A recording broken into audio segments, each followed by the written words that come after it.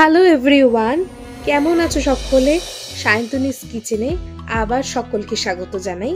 আমি আজ একটি নতুন রেসিপি নিয়ে হাজির হয়েছি তোমাদের কাছে। সেসেমে চিকেন কি সবার পছন্দের ডিশ? হ্যাঁ, চাইনিজ ডিশ তো সবারই পছন্দের। তাহলে চটপট বানিয়ে নিই, দেখা যাক কিভাবে বানিয়ে ফেলছি।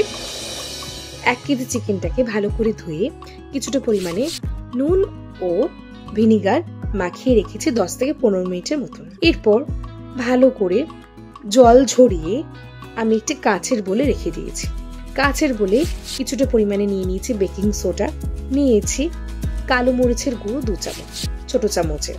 এরপর আমি 3 থেকে 4 চামচ নেবো কর্নফ্লাওয়ার, নেবো 1 থেকে 1.5 চামচ হচ্ছে ময়দা, সামান্য পরিমাণে নুন দিয়ে সমস্ত মিশ্রণকে ভালো করে মিশিয়ে নিয়ে আমি 30 মিনিটের মতন ম্যারিনেট করে রেখে দিয়েছি।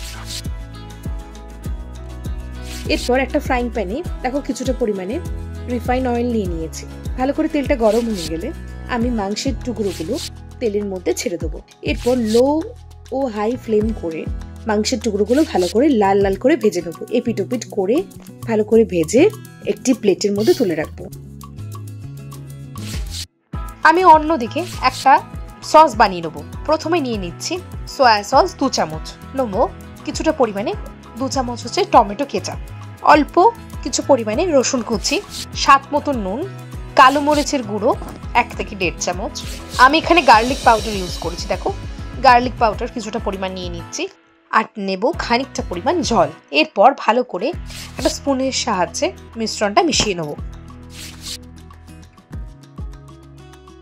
এরপর আমি ওভেনে ফ্রাইং প্যান বসিয়ে নিয়েছি, দিয়ে দিয়েছি সামান্য পরিমাণে তেল দিয়ে তেলটা ভালো করে গরম হবার পর আমি স্লাইস করা পেঁয়াজ কুচি রেখেছিলাম, সেই সমস্ত স্লাইস করা পেঁয়াজ আর রসুন কুচি ভালো করে ভেজে যে সসটা আমরা বানিয়েছিলাম সেই সসটা আমরা অ্যাড করলাম। এরপর ভালো করে মিশিয়ে নিলাম। দেওয়ার পর ফ্রাইড চিকেনগুলো এক এক করে আমি এই সসের সাথে টস করে নেবো। দেখো এরপর আমি স্লাইস করা যে পেঁয়াজগুলো ছিল সেগুলো আমি না ভেজে ওপর দিক করে ছড়িয়ে দিলাম। ভালো করে মিশ্রণটা ভালো করে মিশিয়ে নেবো। হওয়ার পর 5 থেকে 7 মিনিট রেখে গ্যাসের ফ্লেমটা অফ করে দেবো। এরপর আমি কুচনো লঙ্কা কুচে রেখে দেখো উপর থেকে ছড়িয়ে দিচ্ছি। দেবো হচ্ছে সেসেমে সিডস, দেখো সেটাও দিয়ে দেওয়া হলো।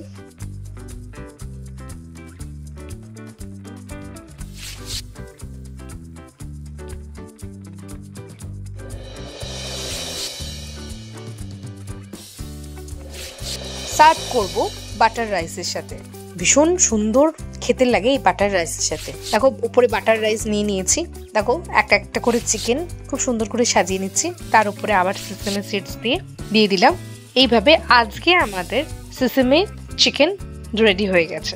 বলো কেমন হয়েছে জানিও কমেন্ট বক্সে, আর আমাকে যেভাবে সাপোর্ট করছো সেভাবে সাপোর্ট করো।